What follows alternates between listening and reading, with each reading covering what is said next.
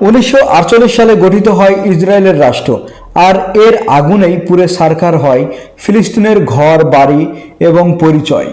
প্রায় 7 লাখ মানুষকে উচ্ছেদ করে দেওয়া হয়। সবাই বাড়ি হারায়, ঘর হারায়, হারায় স্বপ্ন। ইতিহাস এটাকে ডাকে নাকবা নামে, যার মানে বিপর্যয়।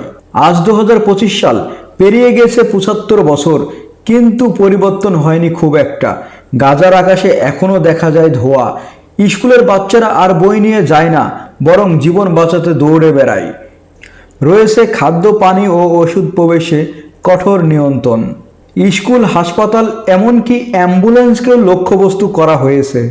শিশু, কিশোর সহ অসংখ্য মানুষকে গ্রেপ্তার করা হয় বিনা বিচারে। আল আকসা মসজিদ পবিত্র স্থানগুলোতে ভয়াবহ পরিস্থিতি তৈরি করা হয়। ফিলিস্তিনি সাংবাদিক ও মিডিয়া কর্মীদের কাজগুলোকে আরও ঝুঁকিপূর্ণ করে তোলে। বিশ্ব কেন চুপ? পৃথিবীর সবচেয়ে শক্তিশালী দেশগুলোর পক্ষপাতমূলক নীতির কারণেই কি আজ এই নির্যাতন টিকে আছে? আমেরিকা ইসরায়েলকে প্রতি বছর বিলিয়ন বিলিয়ন ডলার অর্থ সহযোগিতা করে, তবুও আমেরিকা একবারও বলে না তোমরা কেন এত মায়ের কোল ফাঁকা করো। ইসরায়েল এত সাহস পায় কোথা থেকে?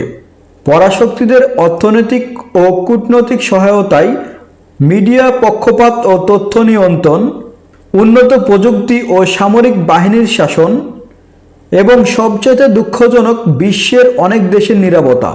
কিন্তু মুসলিম বিশ্ব নীরব কেন? 57টি মুসলিম দেশ, 200 কোটিরও বেশি মুসলমান, কিন্তু গাজা যখন কাঁদে তখন অধিকাংশ মুখ চুপ থাকে। কারো ভয়, কারো স্বার্থ, কেউ কেউ তো ব্যবসা করে ইসরায়েলের সাথে। এটা কি আমাদের ব্যর্থতা নয়? বিশ্ব জনমত তৈরি, তথ্যভিত্তিক কন্টেন্ট, প্রমাণ্য চিত্র, আর্টিকেল, সবগুলোকে কাজে লাগাতে হবে। অর্থনৈতিক চাপ প্রয়োগ করতে হবে, তাদের পণ্যগুলোকে বয়কট করতে হবে। বিশ্বের প্রতিটি মুসলিম দেশকে একত্রিত হয়ে এর বিরুদ্ধে প্রতিবাদ করতে হবে।